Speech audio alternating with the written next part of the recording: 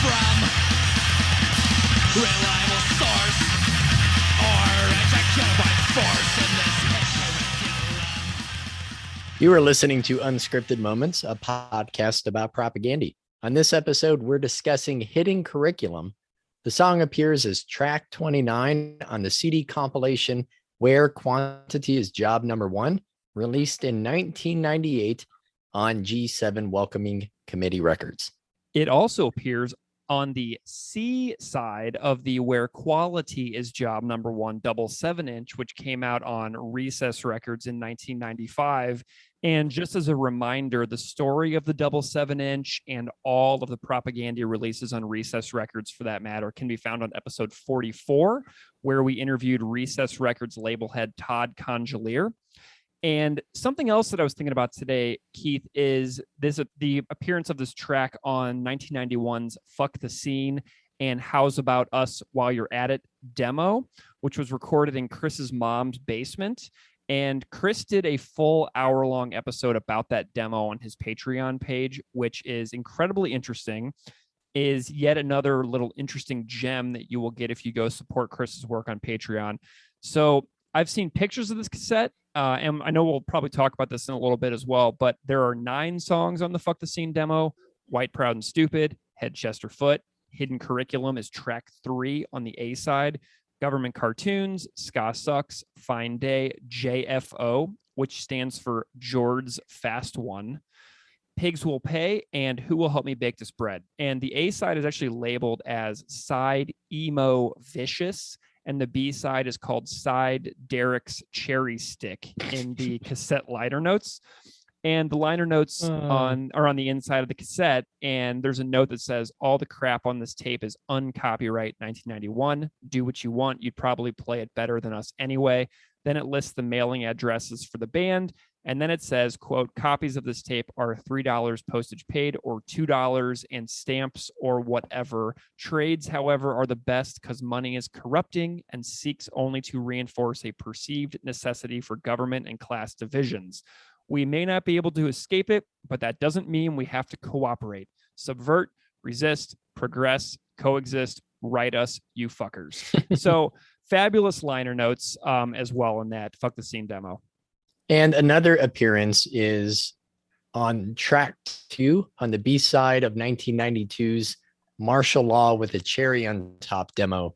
You will find Hidden Curriculum there as well. Yeah, and if we're not done yet, we've got more. It is on the B side of the cassette tape compilation for the Tatterfrock number 6 zine from 1992, which I actually posted about on Twitter, and several people got back to me saying, oh yeah, I had that. And the other propaganda track on that comp is Homophobes Are Just Pissed Because They Can't Get Laid. So that comp also notably includes songs from Painted Thin and Silence Equals, both from Winnipeg. Hey, this is Greg. Since we recorded this episode, 3 listeners submitted covers of Hidden Curriculum, so I am going to break up the episode with these 3 covers. This first cover is by friend of the podcast, Josh Robbins. Enjoy. Knowledge dispels fear. Yeah, I hear you loud and clear. Just take note of where it's from. Reliable source, or educated by force in this hidden curriculum. Hidden curriculum. A failed day and back to lunch by 1. You can't reverse the damage done. Your knowledge is a bullet in their gun. They've taught you well, destroyed every last brain cell with their methods 10 on 1. Little man, here's your number. here's your plan to serve the hidden curriculum.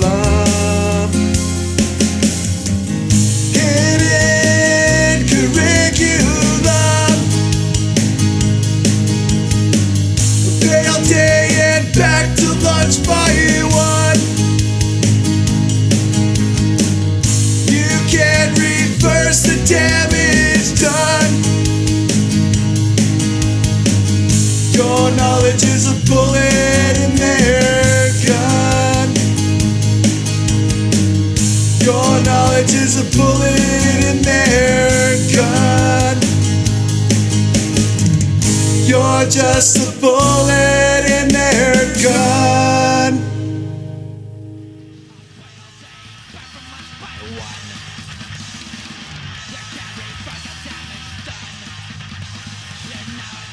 All right, so a lot of background history there in this song and other releases. And today we're actually doing something special in that we have a third person joining us for the entire episode. Yeah. And, way back when we started this, we had Chris Deutsch on for Cop Just Out of Frame, and he was on for basically the whole episode. And we're sitting here and he's being very patient while he listens to us blather on and on, as we are wont to do here. But Scott Robertson, aka Propagandy PhD, aka my Winnipeg roommate, is here and is sitting here on the call with us right now. So, Scott, how's it going over there? Hey, Greg and Keith, thanks for having me. And when you were talking about that Fuck the Scene tape, were you talking about this one? I was. That is the exact one. Oh, it is this one. Okay, just double checking. Yeah. We're going to have to do a screen capture of the three of us sitting here with you holding that cassette tape so we can post it out on social media. But Scott, why don't you go ahead and introduce yourself a little bit to the Propagandy Pod audience, because a lot of people probably are following you now and a little bit of like what your work is about. But go ahead and say hey to everybody out there. Tell them who you are. Tell them what you do. Well, I'm a longtime listener, first-time caller. Welcome. I probably relate to much of the audience, right? Where Propagandy had a huge personal impact on my life, and it kind of informed my politics. It gave me a path into college. I majored in political science simply for the fact of trying to understand Propagandy songs. So, like many of the listeners, I enjoy the episodes almost to the point where I can't listen to them because you guys give me homework. So it's like, oh, I have to look that up, research that. So it's kind of been a weird struggle with this podcast. So yeah, I'm just happy to be here. I love it, Scott. I love it. Well, the way that you and I got in touch is because whenever I started posting about that I was going to go to Winnipeg for the 3 shows that happened in October, you and I have been chatting a lot on Instagram DMs for several months at that point. You're like, listen, I'm going to be there. I'm going to Winnipeg for a couple of weeks. And why don't you stay with me and we'll hang out? So that was a real thrill for me. But it also was, it's kind of nerve-wracking to meet new people when you like go to another country and you're like, hey, I'm going to go stay with this person that I've never met. But it was a blast. And I want to know the scope of why you were in Winnipeg, because I was there solely for the shows, but you had a much different purpose up there. Why were you in Winnipeg all throughout the first half of October? Tell me about the purpose of this. So part of my dissertation is situating Winnipeg as a character in some sense. So I had planned to go to Winnipeg at the beginning of COVID in April 2020. I had booked my plane ticket. I had an Airbnb set up. And then it occurred to me that the border was shut down. Mm-hmm. So 2 years later, basically, I get to come. So for me, I wanted to go there and really experience it firsthand. So I'm from Southern California, grew up in Long Beach. So I'm very much a part of the SoCal Fat Wreck scene. Mm-hmm. And so that's what Propagandy was to me. So I felt I needed to be there to experience it, to walk the streets, kind of in a John Sampson kind of way, just to walk the streets, see the buildings missing like teeth. Maybe to find, I don't know if it's finding, but to be more authentic or to give Winnipeg the diligence it deserved. Because a lot of what we know, let's say reading Maximum Rock and Roll zines, is like the scene report, that each scenes have different values. And that's reflected in the lyrics. And one thing we see a lot with Winnipeg bands is the sense of isolation, being in the middle of the continent where the East Coast and the West Coast are the same far away. And so I have to situate Propaganda in the prairies as well. So I did the tour. I went to Portage la Prairie. I drove around, just really tried to get it in and feel that sense of alienation. Nice. I'm wondering about essentially like the overarching purpose of your research a little bit, because I want to talk about the trip as well, but I also want to know kind of like what the purpose of the overall goal or whatever. I don't really know how to phrase the question for what you do, but like what is the like overarching message or goal or objective of the dissertation that you are writing that is incorporating this band and this city so much? There are many objectives, but a lot of it is trying to figure out what is it about Propaganda that has led to this podcast, that has led to numerous people saying it's changed their lives. It changed how they parent. It changed their academic trajectory. Are they doing something unique? They will say no. There's a bit of an imposter syndrome that they often fall back on. Yeah. Is it something about punk that they're doing? Are they doing their own version? And there's punk scholarship that's prevalent, especially in Europe, because let's say the British scene emerged first. And so the academic scene was first to pounce on that. And so the early 90s, mid 90s skate punk is not really validated so much because it's so connected to Green Day and Blink and mainstream punk. So part of this objective is to put Propaganda up there with inspirational bands or influential bands like Crass that a lot of punk scholars aren't paying attention to. And another issue that punk scholars look at is the sociological aspects. So straight edge have their groups, like it's the subcultures. And not many punk scholars get into the education aspects. And if they do, they just quickly connect it to Paulo Freire, who wrote Pedagogy of the Oppressed. And my hunch is that there's something more unique or complicated that's happening here, and that Propaganda is probably the best band to do this. So I could do a research dissertation on punk and pedagogy, but I'm going to focus on Propaganda, so I'm not held to getting it correct for all of punk. It's just like, this is a shining example of what punk can be. I love it. Keith, do you have any thoughts so far? I don't want you to be left out of this conversation if you're having thoughts over there too. I just find that super fascinating because I haven't had the conversations that you've had with Scott. So that academic lens that overlaps with the personal lens, I find to just be super interesting. And the fact that our podcast, whatever part has played a role in that journey, or in just the information, or using it as a source to show people's interest and passion and trajectory, that the fact that it's involved in any way is just really, really awesome. Well, and all three of us here are teachers. So, thinking about education, you have to have like whenever you're in undergraduate courses in colleges of education, they always talk about like, what is your philosophy of education? They make you write these papers that you have no idea about because you've never really been in a classroom all that much as a leader. So you're writing these like philosophies of education papers, but it's like, once you get into a classroom and you find your rhythm and your routines that come with experience, then your philosophy of education really is what develops. And I could see the music of Propaganda playing a huge role in the way that I would like think about my own teaching as well. Scott, is that kind of resonating with you? Exactly. So, there's a lot of auxiliary things that are happening with my dissertation. And one is, what can classroom teachers take from Propaganda? And I remember one of your earlier episodes, you both had talked about the Pledge of Allegiance and how you don't force your students to do that.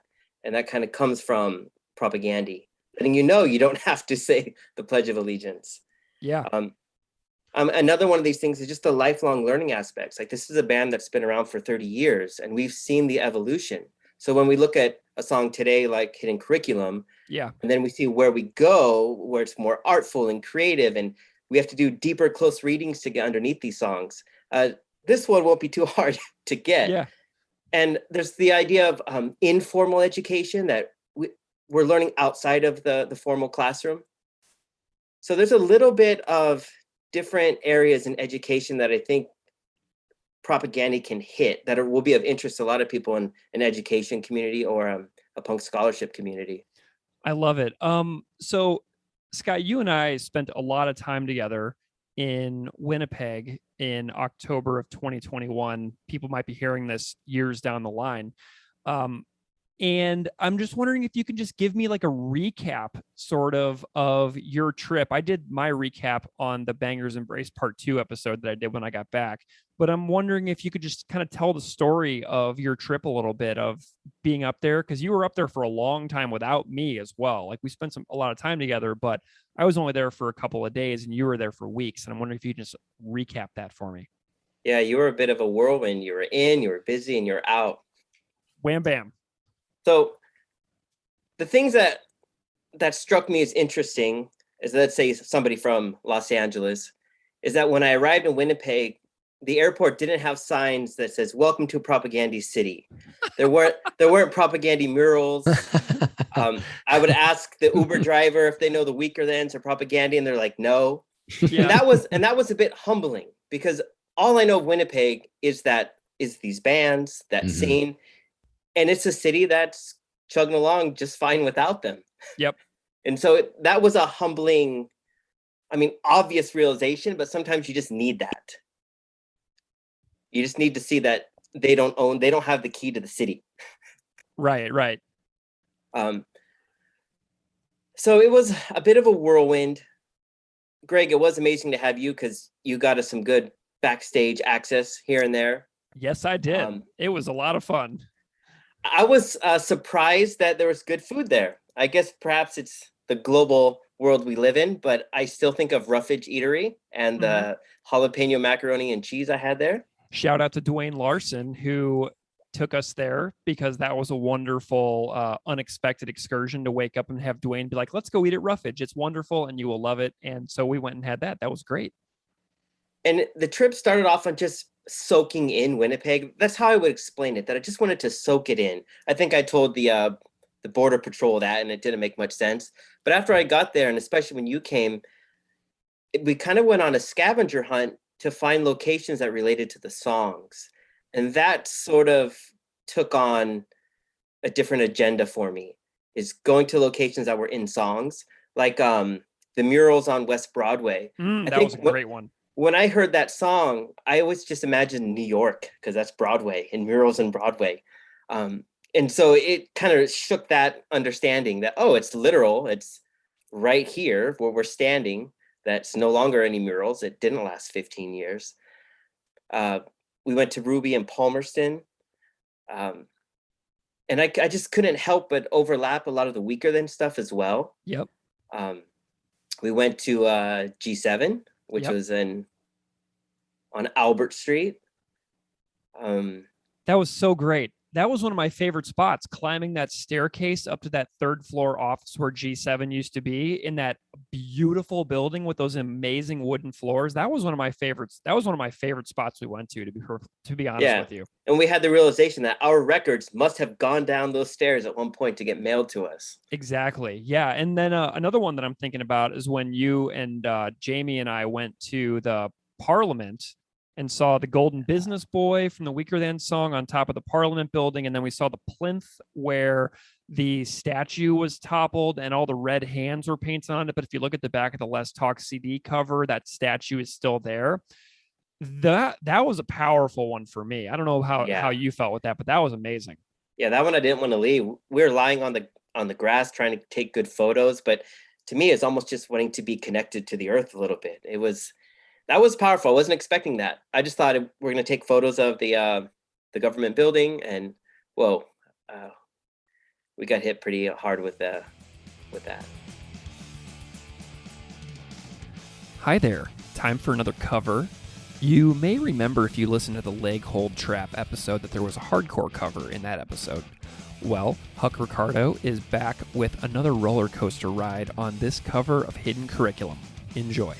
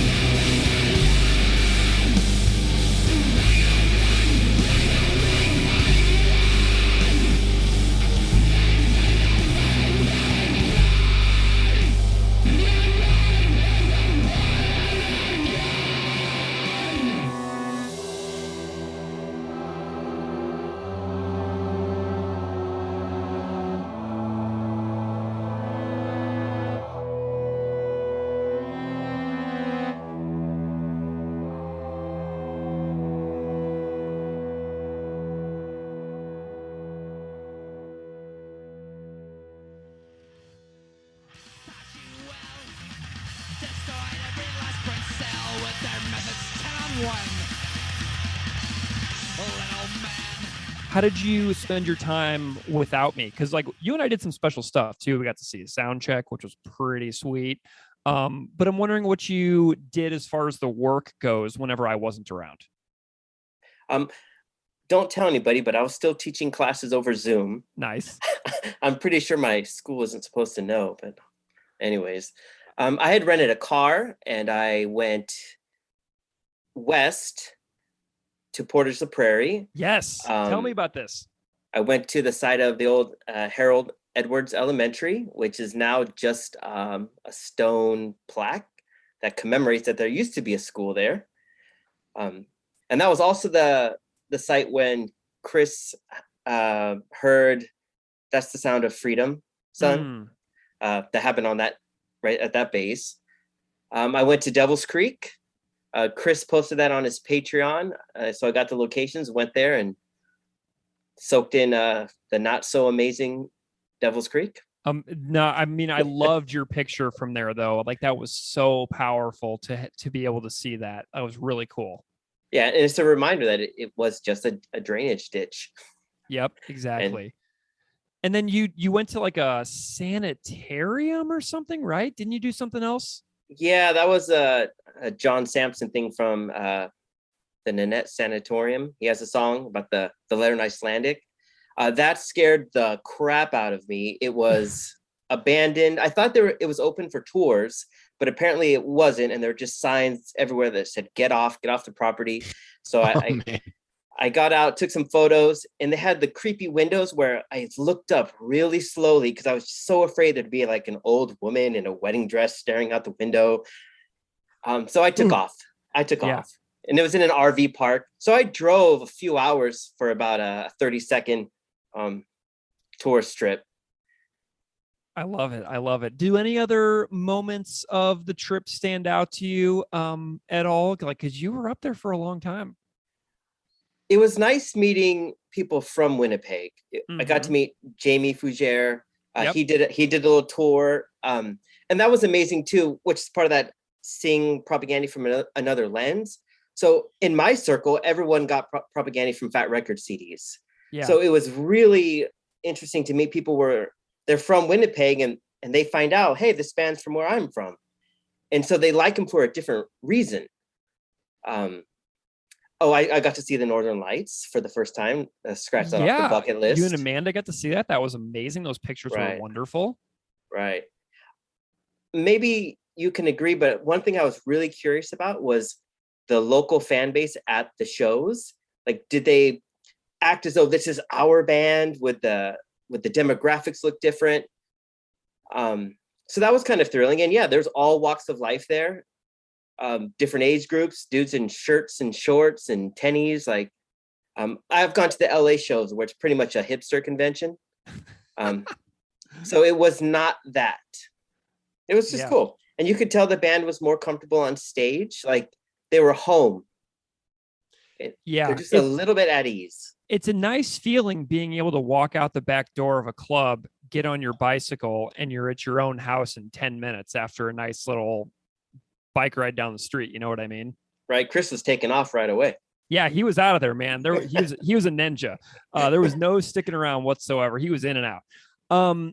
So Scott, another thing that I wanted to ask you about really quick is a book that you were an editor for, which includes writing by Chris Hanna and also Chuck D, interestingly. And you mailed me a copy of this book a long time ago, which I absolutely loved you for, and it's wonderful. But I'm wondering if you can talk to me a little bit about this book project. And I wish I had it in front of me here because I would obviously be saying the title right now. But I'm wondering if you can just tell me about this book project that involved you, Chris Hanna, Chuck D, and many other people. All right. So that book is Rebel Music, Resistance Through Hip Hop and Punk. That came out in 2015. And had that come together now, it might have turned into your podcast. Ooh. Because it originally was, what if you could get scholars that propaganda often cites, like Chris Hedges or Noam Chomsky or Tim Weiss for race, and have them analyze songs. Mm-hmm. And then it turned into, well, it should be punk. And then, well, why just punk? We have like a brother community in hip hop. And so we got these two worlds to kind of mix together to see where the parallels were. Again, thinking like propaganda, the intersectionality of issues, of cultures. And so instantly we had to get Chris to do a forward. And then someone knew Chuck D. And so I was the one who got to edit both of those forwards, which was an honor in and of itself to be on one hand editing Chuck D's intro and then checking Chris's and then conversing back and forth with Chris about that as well. That's crazy. Do you have any specific memories about going back and forth with Chris about the writing? Because academic writing, public scholarship writing is very, very specific skills. And I would imagine that maybe that was the first time Chris had ever done like a formal book essay like that. Do you have any specific memories about working with him on that stuff? Yeah, I think it probably was one of his first ones like that. And I do remember him being humble and sort of nervous that he wasn't up to par. Again, it sounds just like Chris Hanna. And I'm like, you wrote something brilliant. What are you talking about? And this might be because of schooling. And maybe when we get into hidden curriculum, we can start to point out some of those effects that stay with us, because he doubts his smarts, right? Mm-hmm. And maybe those are bad teachers and you get an answer wrong, and then your classmates raise their hands quickly and then they get it correct and you feel dumb, right? Like when school becomes a trivia show.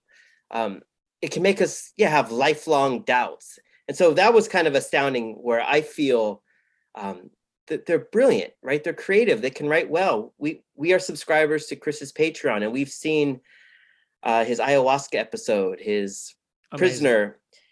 He knows what he's doing, but it's like his schooling has taught him you're an idiot, and that just stays, or perhaps it's parents, that you're a moron. Like my dad's like that. He always calls me a moron. Oh, that feels great. I bet. Oh boy. Keith, do you have any thoughts on anything that Scott's been talking about before we move into hidden curriculum itself? I'm excited to hear how you've brought those past experiences, as well as, what you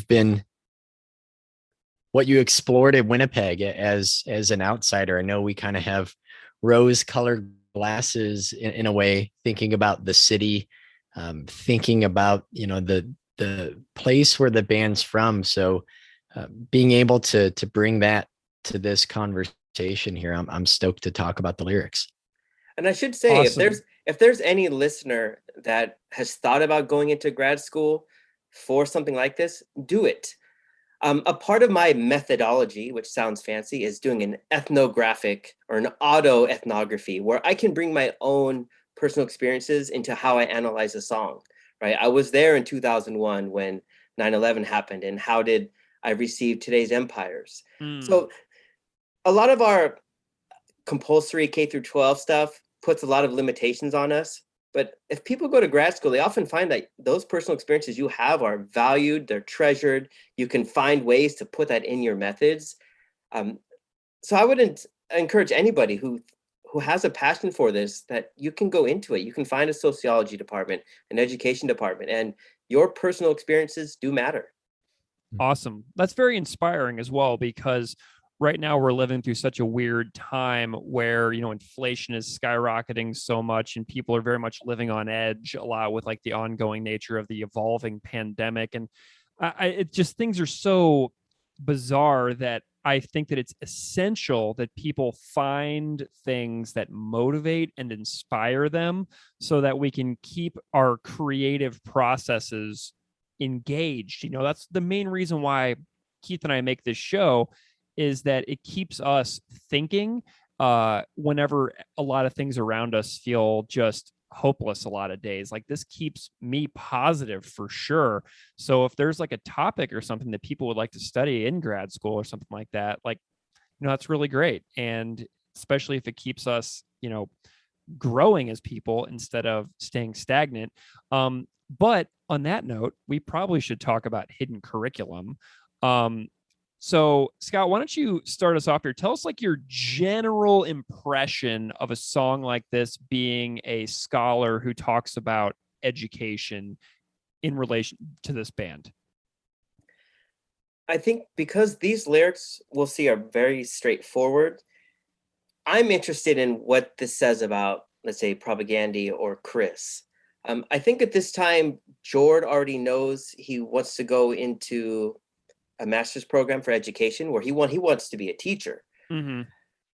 And I know Samson mentioned in the scene, they were reading books at like Deschooling Society. So it was kind of in the verbiage to challenge school. And that's what this one on the surface really is. And I do think there's some brilliant things that are happening that might not be apparent on the surface. So cool. It's kind of a weird thing that I'm doing this song, because it's very unlikely that many listeners know this song. We're not going to find it on Spotify. Right. The band doesn't like it. They don't seem to remember it. And then even in the liner notes, they're like, screw the song. And I listened to Chris's Fuck the Scene Patreon episode today. He literally does not even say the name of this song in that Patreon episode. He does not talk about it. So he skipped right over it. So it's like a very inconsequential thing. But the beauty of this podcast is that we're trying to talk about every song, even the ones that nobody listens to anymore, including hidden curriculum.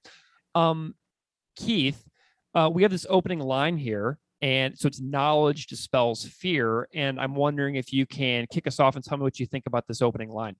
Yeah, I have a Helen Keller quote that I use in my class pretty frequently. I've mentioned before how I do a quote of the week every week, trying to tie it into things happening around the world, things happening in the context of the period of history that we're studying, sometimes it overlaps. And that Helen Keller quote is, the highest result of education is tolerance, which I don't think of tolerance in this quote as just putting up with or, merely accepting, but truly understanding and incorporating within your life, within your community, within your home and elsewhere. And although I don't see that quote as defining my teaching career at the beginning for sure, I at least hope that in some way it reflects my own curriculum, my daily goals, my tasks, the students' writing and research, as much as possible, in hopes of building understanding as a way to foster empathy for people in the past, in hopes that students will then transfer those feelings to the people around them in the present.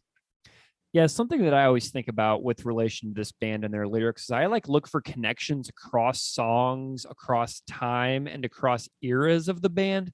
And Right. I feel like this line actually connects to the lyric, "Go out into the world. You'll probably survive," from "This Is Your Life." So if you seek to know people, if you seek information, if you stay curious, if you don't shut down your human ability to grow and learn. But now the problem has gotten so ugly, so much uglier than I ever could have imagined, it feels like. You have seemingly untold millions of people who seem really, really happy believing in lies told by, another propaganda reference, professional liars. So that's just kind of what this reminds me of. Scott, what are you thinking about this opening line here? This is a good example of why I'm happy to have gone to Winnipeg. So when I went to Portage la Prairie, it being an Air Force base town, there are also old airplanes as monuments scattered all throughout the town. And in my hometown of Lakewood, California, we also have one of these small airplanes that are at a park. So for Memorial Day or Veterans Day, people will go and pay their respects. But this was everywhere. And I'll send you some photos of it. And this knowledge dispels fear comes from that military background, from the Royal Air Force.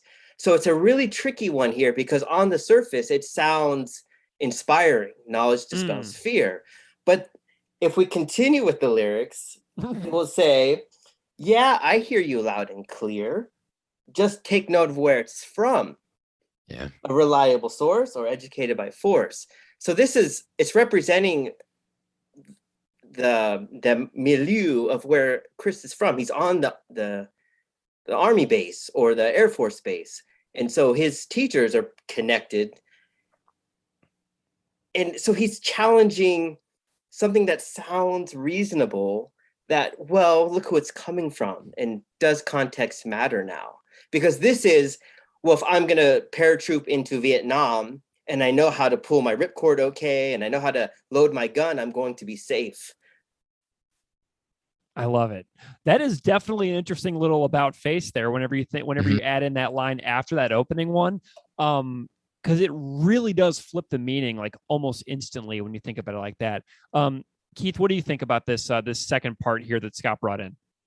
No, that's a great explanation and insight that I don't have, in that, so often, I mean, especially teaching, being a teacher, being from the States, having never been in Canada, I can't necessarily think of the context of when Chris wrote these things, what's happening, and how that in those environments were shaping his thoughts, and then ultimately the lyrics. So pulling back, right, zooming out there, I think is a great, I think it's going to be a great contrast to the very personal interpretations that I've brought today, making sure that we still think about making this Winnipeg centric in a way. Yeah, Scott, that's a really interesting point too, because whenever you think about Chris's life growing up, a life that does not mirror my own and my own upbringing as well, that really is an interesting little angle as well. Keith, did you have any other thoughts on this particular one? Yeah, I said how thinking of just my own context of the struggle of looking at reliable sources. I have to say that it feels like a Sisyphusian task right now, teaching media literacy and critical thinking at this very snapshot moment in which there's exponential growth in technology, when misinformation and doctored media can literally be pumped out faster than it can be detected. So if it was a problem then in the 1980s or the early 1990s, it's absolutely a far greater problem now. I found an MIT study that showed false news stories are 70% more likely to be retweeted than true stories are. And it also takes true stories about 6 times as long to reach 1,500 people as it does for false stories to reach the same number of people. And when it comes to Twitter's cascades or unbroken retweet chains, falsehoods reach a cascade depth of about 20 times faster than facts. And falsehoods are retweeted by unique users more broadly than true statements at every depth of that cascade. So it's often referred to as like the bots, right? It's a problem with bots retweeting things, but this is actually human accounts doing that. And so that just feels like a constant obstacle in the classroom, and that we don't have training. We don't have any training that we have is basically being subjecting yourself to time on social media to figure out those things, to be able to share with students as well. There's no formal guidance. There's no part of our curriculum that specifically addresses it. So it's kind of just up to teachers to do that. And we already know that, public educators are taxed enough. And I really do love that educated by force line, educated by force in the HITIC curriculum. And I do think I'm going to sound really defensive probably, or apologetic at times. So I do think there has been progress that's been made in terms of what is taught in schools and how things are taught. I just have to think of my own coworkers, what they're doing. There are countless viral videos or articles that spread around of teachers who probably should never have been teachers saying and doing things that are repugnant and terrible. Even worse, that videos of educators mocking Indigenous people or hurling ethnic slurs, or people who are being outed as white supremacists and insurrectionists. I think even worse than that is the undetected, under the radar influence that isn't caught on camera, when adults with this presumed position of authority on a subject, they profess to have like all of the answers, that all questions in history have been settled, and students need only look for answers rather than inquire beyond the textbook. From the passive language of Native Americans were removed from their land, or enslaved Africans were brought to America. There's very passive uses of language that obscures what actually happened and then absolves Europeans or American settlers. The same thing with maps that reinforce settler colonialism. So I am definitely still chipping away at the hidden curriculum that I was taught as a student, but also what I was handed as a teacher. Yeah. And I have some examples of what I'm uncovering, combating, and openly addressing with my students. I think of generalizations in which people from oppressed or marginalized groups are represented as monolithic, or just think of like the use of language in which we'll talk about Irish Americans, or people will be Russian or German or Irish. But the opposite of that, you'll hear Native American, this monolithic term rather than tribal affiliation, or African. that doesn't actually acknowledge where people are from. Mm-hmm. Centering the powerful, in which people from oppressed or marginalized groups are only presented in relation to the interests or the values of those with political, economic, and social power. Dehumanization, in which people from oppressed or marginalized groups are presented in dehumanizing ways. The minimizing of history, historical injustices can be erased or minimized. Trivialization, in which historical injustices are trivialized. The tone in which they are addressed is not sufficiently serious. Erasure, in which people from oppressed or marginalized groups are just erased from the narratives wholesale. Rationalization, in which historical injustices are portrayed as being inevitable, and that the people responsible for them were just doing what was necessary. Hierarchy, the culture of marginalized or oppressed groups is presented as inferior itself. And then othering and exclusion, there appears to be an us and a them that makes minoritized groups seem like others. And there are examples all throughout the state standards, Common Core standards, the resources that my school uses, the resources that I have gone to have better content than what is provided for me in my classroom. So it's an ongoing process of improving the materials, the language, the strategies, the instructional methods, the things that you actually want the student to do. You can't really settle. Like, I don't do the same things this year that I did last year, because it's constantly reworking as I learn more and as I unlearn more.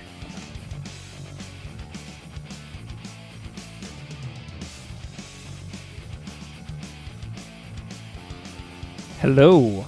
Our third and final cover of Hidden Curriculum in this episode is more metal, but a bit more of a doom feel. This cover was arranged and performed by Eric, a longtime listener of the podcast, and we'll be back to finish talking about Hidden Curriculum with Scott after this tune. Enjoy.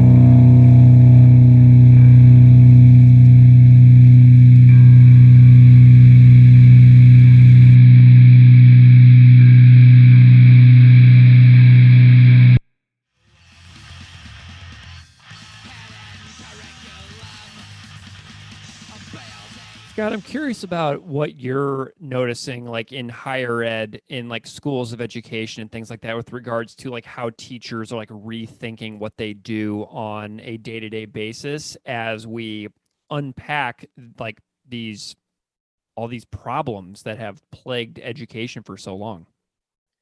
Right. Hearing Keith's list, I can't help but go to Propagandy and their counter narrative of this. It's their hidden curriculum. Like I recalled you said dehumanization and erasure of people's lives. Right. Propagandy brings these voices back. Yeah. And even John Sampson, even though he's not playing fast punk rock, he's known for taking the place of marginalized voices. Like he's still doing that. Millennium for all. Yeah. And so that's still part of what my dissertation is doing is what's their hidden curriculum, right? It has that social justice framework, but in a way, your list, like they counter that and combat that very well. And so so I'm in a social sciences program, not like a teacher prep program, but there's a little bit of overlap. And a lot of stuff is the reflexivity, looking back at your own life, looking at the oppressed in those voices and indigenous voices. And you often find out that in like Western, most of these ideas in postmodernism are already amongst indigenous common senses. Like I think post-colonial studies are getting to that. So I'm at UCLA and we're very socially justice informed. And often if there's some right-wing publication of like the most dangerous teachers in the planet, they're often out of my department, right? Where we're centered on like critical race theory is just a foundational common sense, right? These things that I was learning that were mind-blowing at the time, like microaggressions, now it's kind of commonplace where Fox News can get it completely wrong and try to bash it, you know? Yeah. Mm-hmm. So I think that list that Keith had is amazing. And I think that is the project of what educators should be doing. But I also think they have to let the students figure that out as well. So that's one thing, like my challenge to, let's say, critical pedagogy is if you're just giving somebody a Marxist framework and you're telling them who's oppressed and who's not, you're taking away their own epiphanies and uncovering that. And so I think Propagandy, although they're radical and although their beliefs are clear, they have a framework of, hey, call me on my shit, I might be wrong. There's something in their dialogue and in the way they speak that allows people to slowly grapple with the issues. And a lot of us were buffet Propagandy fans, right? There might be in the early 90s, like, oh, I like everything, but oh, not that gay stuff, or everything's great, but like, I believe in God, or, well, I'm gonna eat animals. But they create that sense of, you get to uncover that on your own. And I think that's why they're actually good teachers. Like, I know that unfortunate No Effect song, The One-Celled Creature, where Fat Mike says, oh, you could be the next Gandhi or Chomsky. And I think that just gets it wrong. They aren't the most creative band in the world, which they often say, but they're somehow amazing teachers that are challenging that hidden curriculum. So I find this really intriguing that this song at the beginning of a discography that's kind of pushed to the side is kind of going to inform the rest of their 30-year project. That's really amazing and very well said. Yeah. So, we had this next line in the song here, obey all day and back from lunch by 1. And this line got me cracking up today because right now I'm not like in a traditional school setting. Like all of my teaching is like online and asynchronous. And so I have a very different lifestyle than I did a few years ago. But this timing gets me thinking about the internal grind of being in a school back from lunch by 1, where you're like, your minute by minute existence is totally in control by people who write a schedule at a school district and then enforce it and then program the movement of students to be associated with blaring sounds that come out of the ceiling of the school at given intervals. And, that's for teachers and staff members as well. Everyone is managed to the extreme by the sound of a bell blasting out of the ceiling, and then administrators and teachers oftentimes literally chase or herd students to their next location if they're late. Like at one of my old schools, we used to call this sweeps. So the bell would ring. Oh, yeah. Students who weren't in the hall, who were still in the hallway after the bell, got swept to an administrator's office, and they would have all of their tardies documented. And then there would be a tier system of consequences that would occur if they accumulated a certain number of tardies. So essentially what it is it's body hurting, right? There really is a lot of obedience that goes into it still to this day. Like, this was just a couple of years ago. And as far as I know, the school still does it. And I currently work for a school that offers a wide range of fully online curriculum. And what's been really interesting about it is all my students do their work entirely from wherever they are in the world, whenever they wish to do it. So there's no obedience required in my current form of teaching.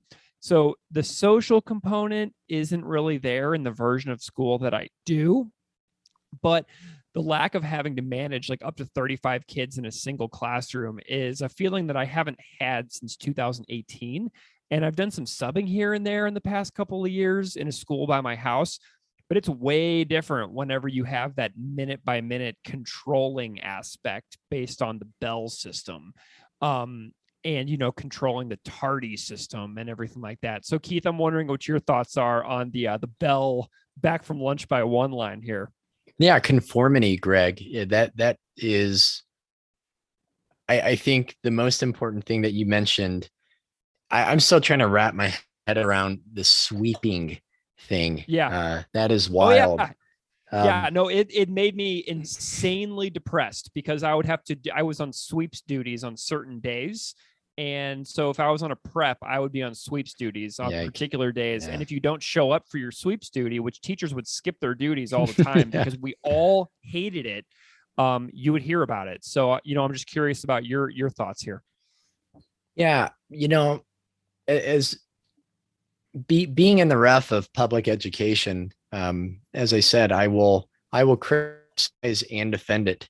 And, it earns its backlash plenty. So I'm not above ragging on the faults and failures of the systems that we've developed, especially in that public schools are one of the least democratic institutions in the U.S., which is saying a lot, and also sadly ironic, being a nation that romanticizes rebellion and autonomy and independence and purports to value democracy and popular sovereignty. The vast majority of my experiences in public schools as both an educator and a student have been defined by obedience and conformity.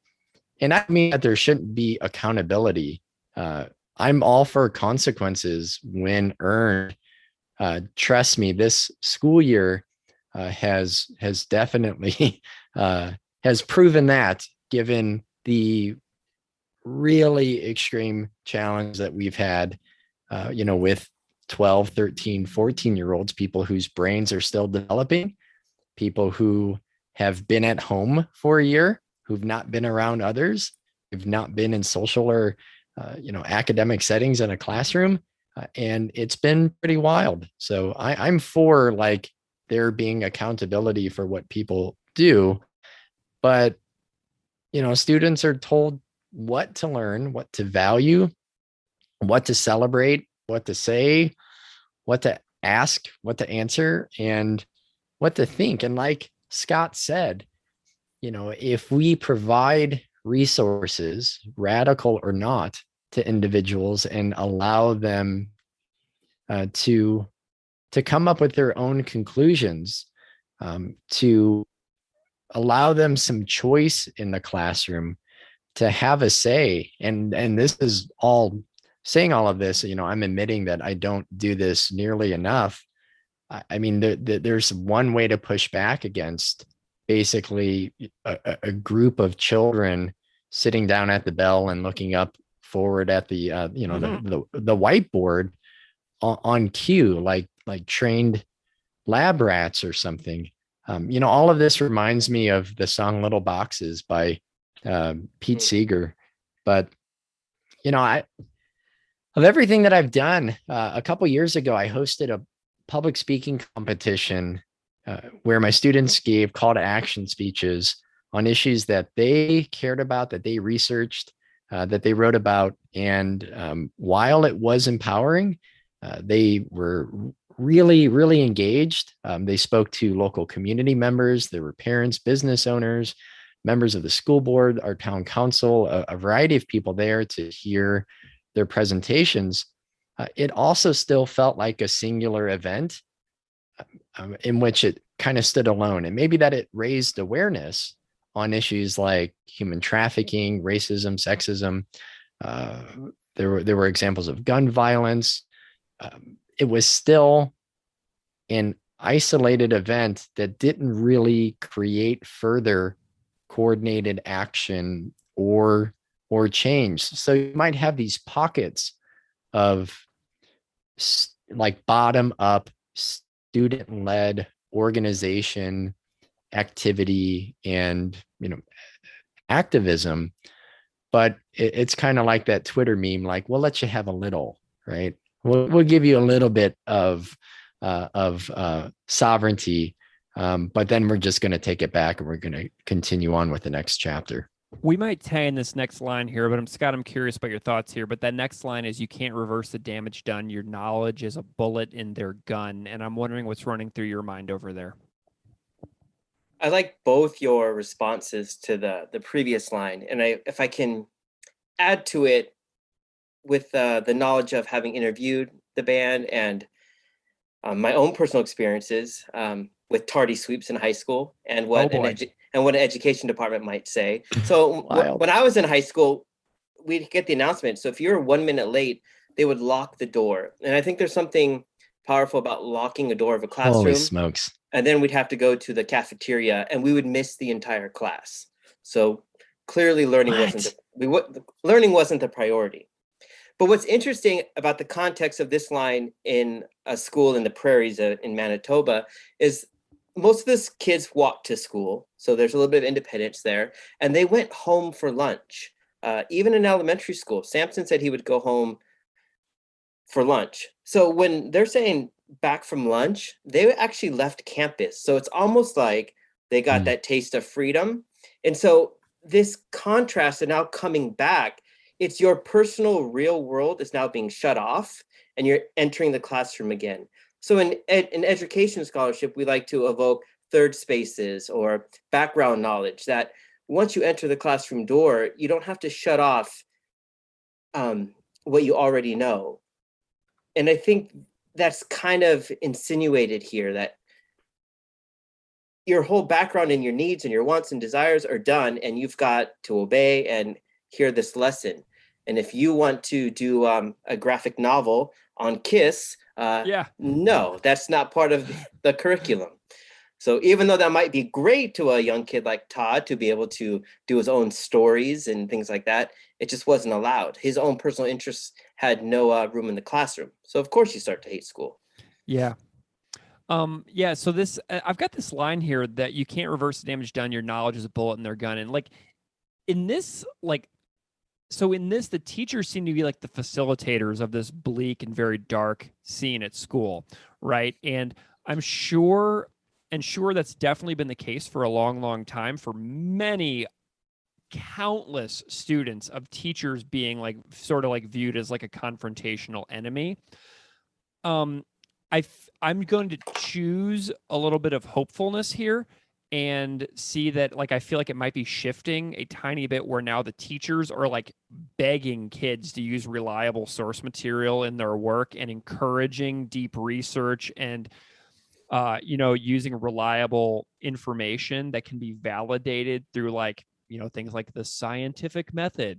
And yet the dregs of the internet, clickbait, OAN, Fox News, etc., run rampant, telling us basically to question what our eyes and ears are telling us to be true, which Timothy Snyder writes about a ton in his book On Tyranny, which is an amazing book, by the way. But the media in so many ways is trying to get us to disbelieve our own eyes, disbelieve our own observations, and then changing it up every few months to another new confusing piece of mind treachery that keeps people in a perpetual state of confusion, but feeling as if they're seeking truth and information. So people who consume these styles of media feel like they're doing their research, but really what they're doing is like they're going to get the totally opposite message from that same source a few months down the road when it's convenient for that source to manipulate people in such a way. So the amount of times certain news outlets have been proven to be hypocritical in their reporting after reporting one thing and then months later reporting its opposite is pretty stunning. So yes, while schools do have an insanely jarring history of teaching egregious whitewashings of historical reality, I feel like doesn't like what teachers do almost feel like quaint now compared to like the active misinformation campaigns launched by media companies with untold millions in funding. Like a teacher with Xeroxed worksheets is pretty small potatoes compared to a megalith corporation with millions and millions and millions of dollars in budgets that is sole purpose is to manipulate its viewers into, questioning their eyes and ears. Like, so yes, I'm very critical of teachers and the history of teaching. And also I'm like, oh my gosh, there's so many things that are so much worse than Mr. Keith's Xerox worksheet. Anyway. Greg, I have a GIF of Sauron from Lord of the Rings saved on my desktop. Oh God, where he's just smashing people. And I typically use it every time one of those teachers again goes viral, is in the news, has some terrible math problem about enslaved people, or, does reenactments in the classroom, or has just an awful writing prompt. Yeah. Just unreal. Like how could you ever think that was a good idea? And for as much seething hatred I have for those educators, I agree that there are bigger fish to fry. And I know I'm biased and I'm deflecting as a teacher, but I would really love to hear how the band would write about the song differently today. And I would guess that the lyrics would focus less on maybe individual educators, again, who deserve criticism when it's due. But just look at what happens now when teachers start exposing the hidden curriculums, or they start going outside of the provided resources, using materials that have, started to scratch at the surface of 400 plus years of white supremacy codified in political and economic, legal, social, and educational institutions. States hit back with legislation to bar teaching any interpretation of history that challenges the myths that we still hold from our childhoods. So from the Brookings Institute, there are 9 states: Idaho, Oklahoma, Tennessee, Texas, Iowa, New Hampshire, South Carolina, Arizona, and North Dakota that have passed such laws. Arizona's legislation was overturned in November, though, by the Supreme Court.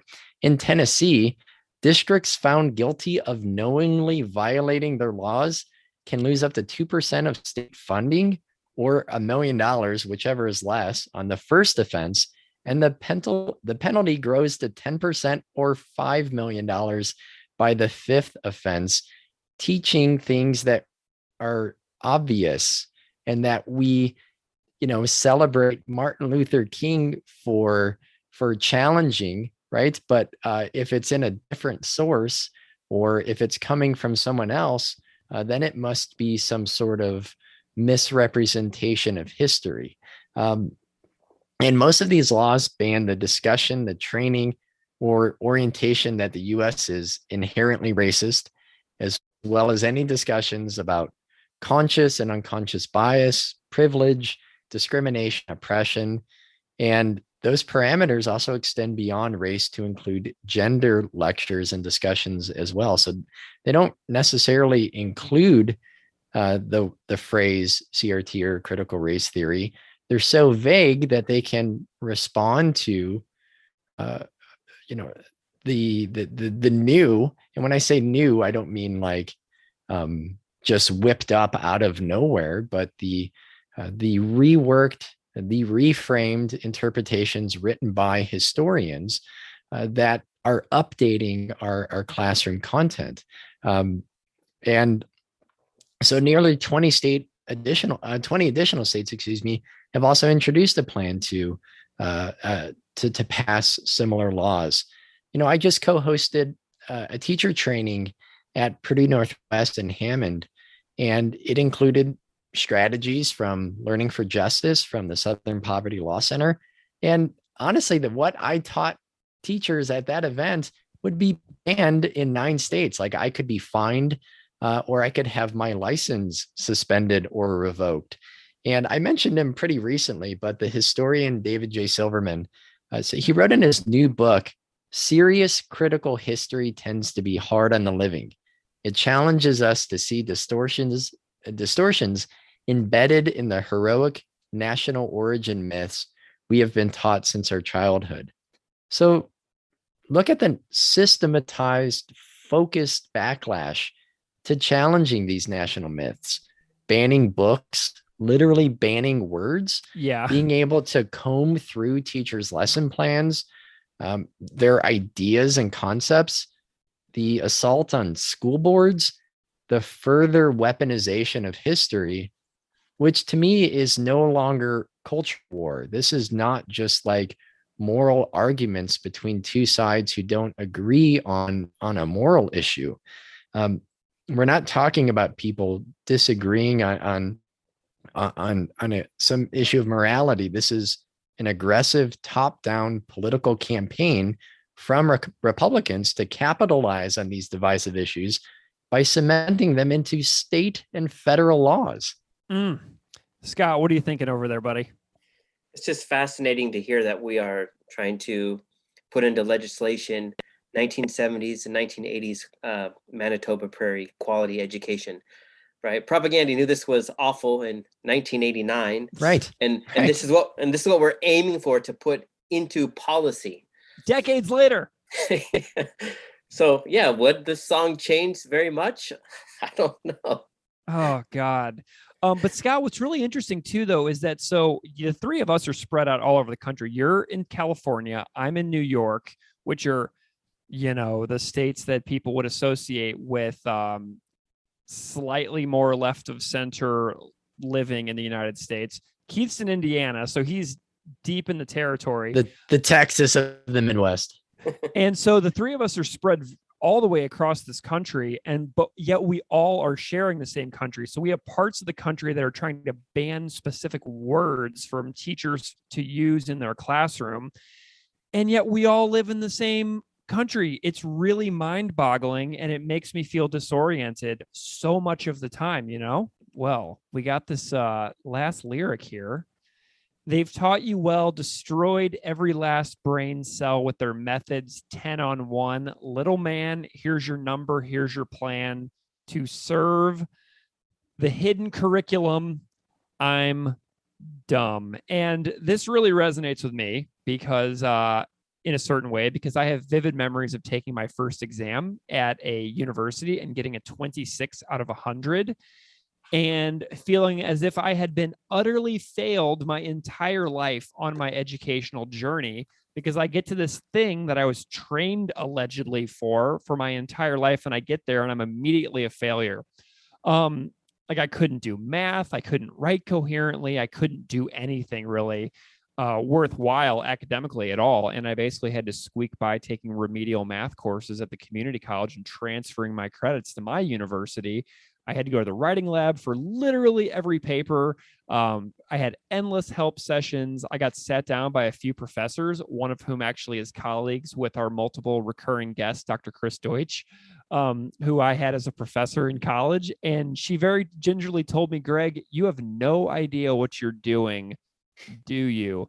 And I'm like, "No, Dr. Rimpf, I have no idea what I'm doing." And so I felt as if I had no brain cells. I felt like a complete idiot. And I got to the thing that everybody said I was preparing for. And then I was just all of a sudden like a total catastrophe, which was very jarring. Keith, what do you think about this last line here in the song? Well, I mentioned that public speaking event, Project Mikvah. If you, I know there are a number of teachers out there listening. If you teach middle school, high school, and want to do a, persuasive writing week-long unit, feel free to reach out and I will send you the curriculum. Um, so I'm working on that right now with my students, and one of my eighth graders is actually doing education reform. And when he said that, I was really surprised. And I asked him just to explain what specifically would he focus on. And he more or less said how our education is about making us better workers. And I fist bumped him like right away. I was like, I'm so excited to hear this speech. That's incredible. And so he said, like, but I need to find some resources to make reference to. And in the state of Indiana, we have pathways. So come freshman year, you have to choose a pathway, either in something like, accounting with math, or human services with education, or something else that will be like a block of classes that you will take throughout your high school career to prepare you either for a job or to prepare you for education after high school graduation, deciding that when you're 14 and 15 years old. And I shared with him, and one of the ways I said to start a speech is to start with a good quote. So I gave him the Chris Hedges quote, that the true purpose of education is to make minds and not careers. So saying, here's your number, here's the plan to serve the hidden curriculum. It's to be a docile and unquestioning worker who will keep this system going. It is not to be an educated individual who can ask questions, who can think for themselves critically, who can go for look for resources elsewhere. It's just someone to act as a cog who can then be replaced by someone else when they will inevitably break down. Scott, what are you thinking about over there about this last line, or in relation to what Keith said? I think I can piggyback a little bit with the idea of tracking, and Yeah. how there's still a problem where kids aren't making this decision, and how it often affects kids of color, where they might be tracked into auto shop classes and woodworking, and something that was more prevalent in the 60s. But when I was in high school, that was still going on. And if you're a white kid and you got good grades, they're going to encourage you to do your PSAT, then SAT, and they're going to show you how to get to a school and transfer. When I look at the lyric about the destroyed every last brain cell, and then how he finishes with the I'm dumb, I think he's also borrowing the idea that school makes you smart, so the flip is to make you dumb. But they're also missing the creative aspect. Again, I alluded to like Todd having the dreams of wanting to do like creative writing. That's also not happening here. That we're getting trained for careers, but the joy of learning and being able to write poems and stories are gone. And I think that's part of what the 10-on-1 is. Like, that's an old style essay on how to come up with like examples. So it kind of killed that sense of writing. Like, it's a little trick. Literally, I've seen teachers use like algebraic equations, an equation to follow when students are writing, which completely takes away any identity or choice or unique qualities to whatever they create. Right. And it's hard not to avoid like a Chomsky indoctrination kind of story as well. With, when I was a kid, the first Gulf War was going on, and we're watching CNN, and most of my classmates in 6th grade wanted to be in the military and fly these bombers. Like, that's kind of what you want to do. Yeah. And jumping off of what you both were just talking about, when I was a teacher in England, we have a lot of listeners in the UK, and the school that I taught in the UK was very explicitly academically tracked. In the US, it feels a little more covert. Like, whenever you have guidance counselor meetings, a kid would be like, say like, okay, you're going to take ecology, and to another kid, okay, you're going to take physics. Do you know what I mean? Like, you get shifted in certain directions based on like the guidance of the school. But in like the UK, you are in like different levels, right? There's like students in like the first track, the second track, third track, fourth track, fifth track, and there's like the bottom track as well. And so I actually did a master's thesis about my school, a school in the UK, where we were talking about the experiences of immigrant students from outside the UK who move there and then get tracked in various ability levels. And it was a really interesting project for me to see how people who come from other places are filtered into a system that pre-existed before them. So I love that. I love that. I love thinking about this as well. So I'm glad that you guys were thinking about that as well. So do either of you have any thoughts on the music on this song? Like, I was like, this seems kind of easy. Maybe I'll learn it on guitar and do like an acoustic version. You know what I mean? I've been playing my guitar a lot lately. Maybe I'll try and jack around with this one a little bit. You know, do you have either of you have any thoughts on music? It's funny, the 98 compilation where Quantity is job number one, that was one of my most important Propaganda albums because that was the first new thing that I was able to buy. I think when I got into Propaganda, Let's Talk had already come out. So I really gravitated towards that. And funnily, I don't remember her Hidden Curriculum. I think it's the last song. So it's kind of unremarkable. It fits that earlier Recess and demo tape sound. Mm-hmm. But but you're definitely right. It sounds like something you can play. Yeah, for sure. I like it. It's a banger. It rips. But it's not like whenever I think about Propaganda now, it's not really what I really associate with the band at this moment. Yeah, it's fairly nondescript. It sounds like a number of their earlier B-sides, if that's the best, word to describe the songs that didn't make it onto, How to Clean Everything or Less Talk. It's fine. I think the music is pretty much like, yeah, it's okay. Yeah. It does what it does what it does. I could not find anything about this song on YouTube. Like, did either of you have any luck with any YouTube discoveries or anything like that for this one? It is not out there. I got nothing. Yeah. All right. Let's bring this in for a landing. Keith, what are your major takeaways from this particular tune? Yeah, I've been watching a lot of George Carlin stand-ups lately, which is kind of a red flag. Usually when someone's like, "Are you doing okay? Is everything all right?" I mean, his comedy is more or less the Propaganda liner notes of stand-up. But this quote really came to mind, and it's from one of his last tours. I don't remember exactly the year. George Carlin said, "There's a reason that education sucks, and it's the same reason it will never, ever be fixed. It's never going to get any better. Don't look for it. Be happy with what you've got, because the owners of this country don't want that." I'm talking about the real owners now, the big, wealthy business interests that control all things and make the decisions. Forget the politicians, they're irrelevant. Politicians are there to give you the idea that you have freedom of choice. You don't. You have no choice. You have owners. They own you.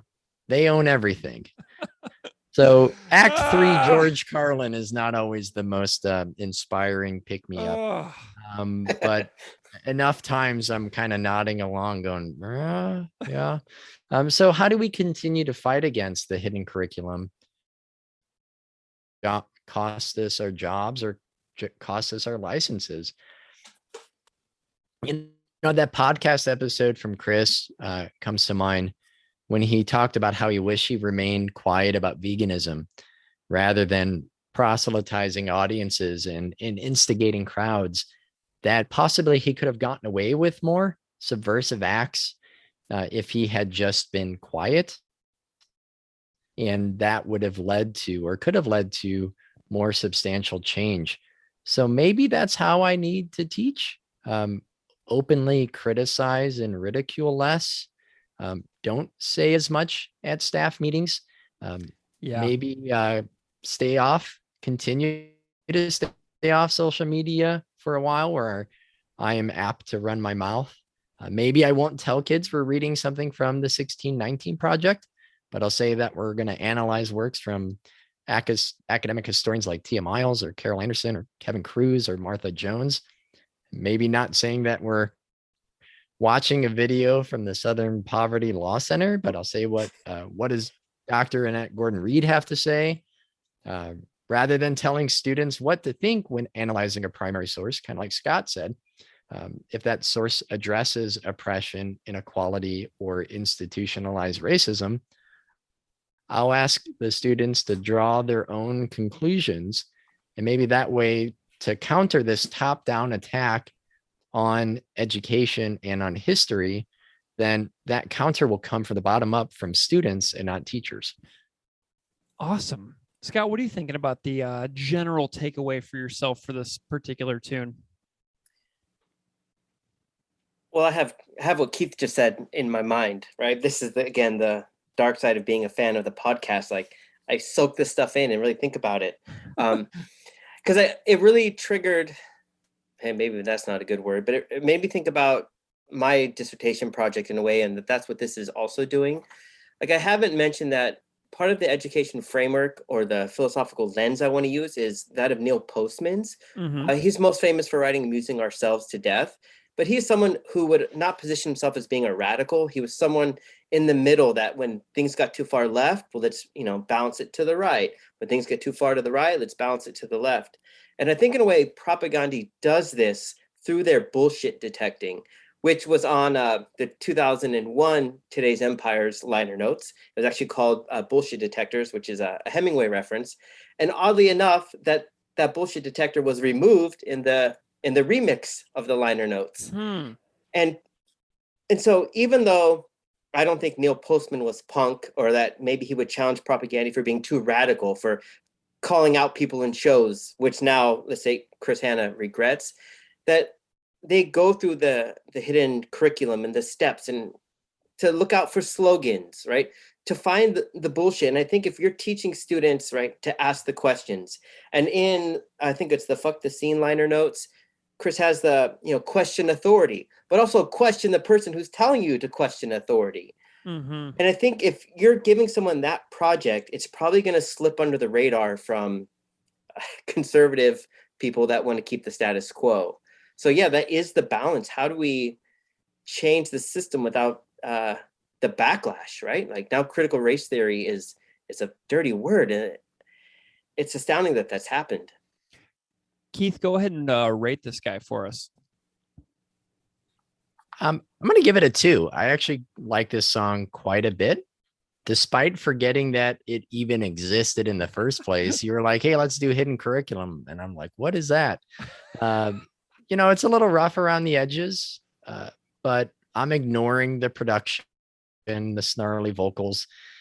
Ultimately, it's another track that I probably would have preferred on like How to Clean Anything over than probably a half dozen other songs. So I like this quite a bit. I'm going to say that's an interesting point. I'm going to go with a 1.5, but I like what you just said. Like, if I think about hidden curriculum, Pigs Will Pay, government cartoons, Oka Everywhere, I'm like, whoo, man, I would have done some rearranging for How to Clean Everything. Yeah, exactly. That's my personal opinion on it, which I've talked about ad nauseum on this podcast for a year and a half. So people don't need to hear me go into that again, but I'm going to go 1.5. Scott, do you have a rating out of 5? Do you want to join us on our totally made up rating system that we never think about for more than 2 seconds and we just make up on the spot? Well, they've got such a huge discography that you can't feel too guilty giving a low score. I was hovering around 1, but I think the fact that it still holds up gives me that 0.5. I'm at a 1.5. That's awesome. Scott, tell everybody where to find you if they want to follow along with your projects on social media or reach out. So tell everybody all about where to reach you if they want to. Okay, great. So I do have an open survey for anybody that wants to participate in my dissertation, where I'm gathering kind of the fan experience. So if you would like to be a statistic, you could email propagandaphd@gmail.com. I also am at propagandaphd on Instagram. And if that goes well, if you're open to me doing a Zoom call and some in-person interviews, that would be awesome. Yeah. Awesome. Well, this has been our episode on hidden curriculum. Scott, I am so delighted that you joined us here. So everybody find Scott Robertson's work. And Scott, say the name of that book again one more time that you edited with Chris. rebel music, resistance through hip hop and punk. Oh, and I did a chapter on Rise Against. I forgot about that. And Awesome. I have to talk about propaganda on that one. Perfect. Well, if anybody wants to find us on social media, you can find us on Twitter and Instagram at propagandipod. You can email us at propagandipod@gmail.com. You can email Scott at propagandphd@gmail.com. So our email addresses are very, very similar. So feel free to write to us. Feel free to write to Scott. Definitely follow Scott on Instagram. He's got great vinyl on there as well, and great travel photos from the Manitoba trip that he went on, that I was on a part of as well. And we will see you next time. Thank you so much for listening.